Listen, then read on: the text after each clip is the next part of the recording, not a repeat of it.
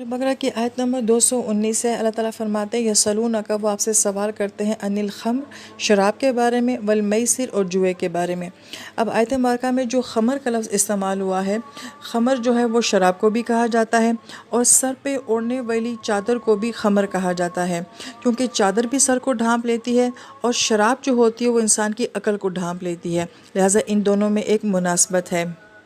اور دوسرا لفظ جو میسر استعمال کیا گیا ہے، اس کا ایک معنی ہے کہ آسانی سے مال لے لینا، بغیر محنت کے پیسہ کمانا، اور چونکہ یہ لفظ جوئے کے لیے استعمال ہوتا ہے تو جوئے میں ہم بڑی آسانی کے ساتھ جو ہے بغیر محنت کے سامنے والے کا سارا مال لے لیتے ہیں، تو گویا کہ میسر کے اندر ایک دھوکے کا تاثر پایا جاتا ہے، تو ہم دھوکے سے بڑے مہذب انداز سے جو ہے کسی کا سارا مال جو ہے وہ خود ہڑپ کر جاتے ہیں۔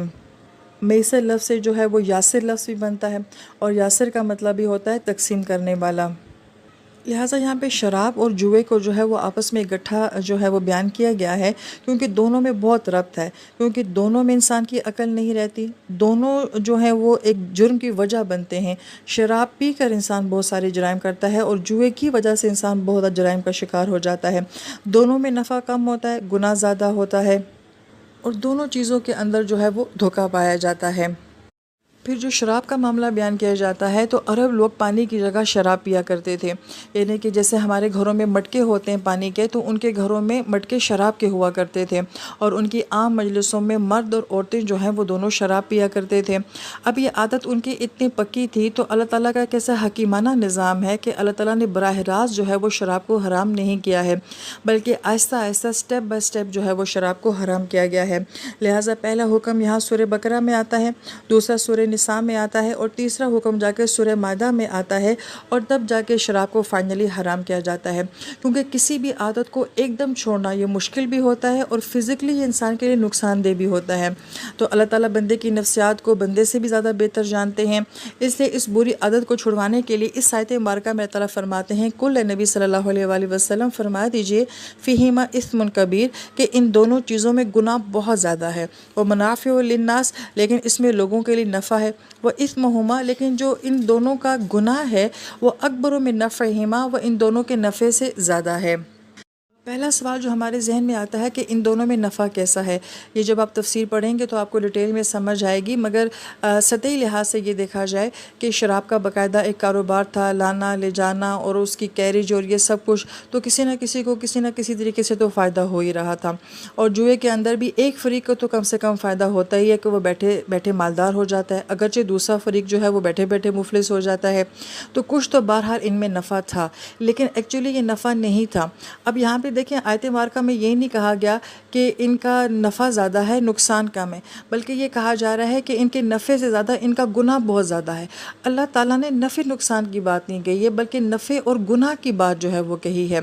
اس لیے بالکل انسان کی نفسیات کے مطابق اللہ تعالیٰ بات فرما رہے ہیں کہ انسان زیادہ نفع اور کم نفع میں پڑھ کے تو ہو سکتا ہے کہ چیزوں کے بارے میں سوچے کہ میں نفع والی چیز کو کیوں چھوڑوں، لیکن جب آپ نفع کو کمپیئر کرتے ہیں گناہ کے ساتھ تو پھر انسان کہتا ہے کہ اس کا نفع گناہ کے آگے کچھ بھی نہیں ہے، میں نے اس کو چھوڑنا ہے۔ تو بڑا خوبصورت انداز اللہ تعالیٰ کا یہاں پہ جس ابھی صحابہ کرام کو سمجھانے کا تھا۔ پھر فرمایا کہ وَيَسْأَلُونَكَ مَاذَا يُنْفِقُونَ، پھر وہ آپ سے سوال کرتے ہیں کہ ہم کیا خرچ کریں۔ اب یہ شراب پینا بھی کوئی آسان کام نہیں تھا کہ یہ باقاعدہ منگوائی جاتی تھی، بنوائی جاتی تھی، اس کے اندر بھی سرمایہ لگتا تھا، تو لہٰذا اس کے پیچھے بھی جو ہے وہ ایک لگژری لائف ہوتی تھی کہ مالدار بندہ بڑی ایزیلی شراب افورڈ کر لیتا تھا، غریب بندہ جو ہے وہ ایزیلی شراب افورڈ نہیں کر سکتا تھا۔ اسی طریقے سے جوا جو ہے، اب عرب لوگ جو ہیں وہ حرام طریقے سے مال کما کے تو بعض اوقات کچھ موقعوں پہ اپنی سخاوت دکھانے کے لیے بہت زیادہ خرچ کیا کرتے تھے، عموماً حج کے سیزن میں جب سارے قبائل اکٹھے ہوتے تھے تو تمام قبائل کے سامنے یہ بتانے کے لیے کہ ہم بہت سخی ہیں تو بہت خرچ کیا کرتے تھے۔ لہٰذا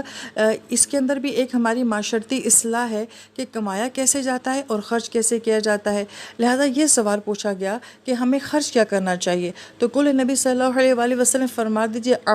جو بھی زائد ہو تمہاری ضروریات سے وہ سب خرچ کر دینا چاہیے۔ اب یہ جو ہے یہ ہر انسان کا ایک جیسا نہیں ہوتا۔ ابو بکر کا کیا تھا کہ پورے گھر کا سامان اٹھا کے نبی علیہ السلام کے پاس لے آئے تھے۔ حضرت تعالیٰ عنہ کا کیا تھا کہ وہ اپنے گھر کا آدھا سامان لے کر آئے تھے۔ لہٰذا کسی کا یہ ہے کہ وہ 1000 اپنے پاس رکھے گا، 500 کسی کو دے دے گا۔ کسی کا عفو یہ ہے کہ وہ 1000 اپنے پاس رکھے گا، 100 کسی کو دے دے گا، تو ہر انسان کا عفو جو ہے وہ ایک جیسا نہیں ہوا۔ لیکن اپنی ضروریات کو پورا کرنے کے بعد باقی سارا مال جو ہے وہ آخرت کے لیے لگا دینا، خرچ کر دینا۔ اس کے اندر ایک اصلاح اور بھی یہ پائی جاتی ہے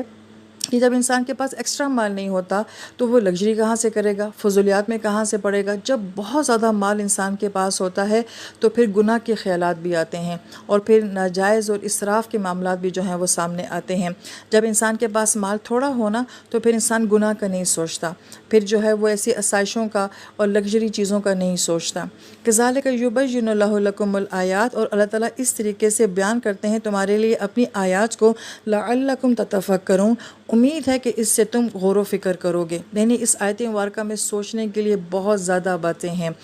اس لیے اگلی آیت مبارکہ کو اس کے ساتھ ہی بیان کیا جاتا ہے فی الدنیا والآخرہ، یعنی کہ دنیا کی زندگی کے بارے میں بھی اور آخرت کی زندگی کے بارے میں بھی غور و فکر کرنے کے لیے اس آیت مبارکہ میں بہت کچھ ہے۔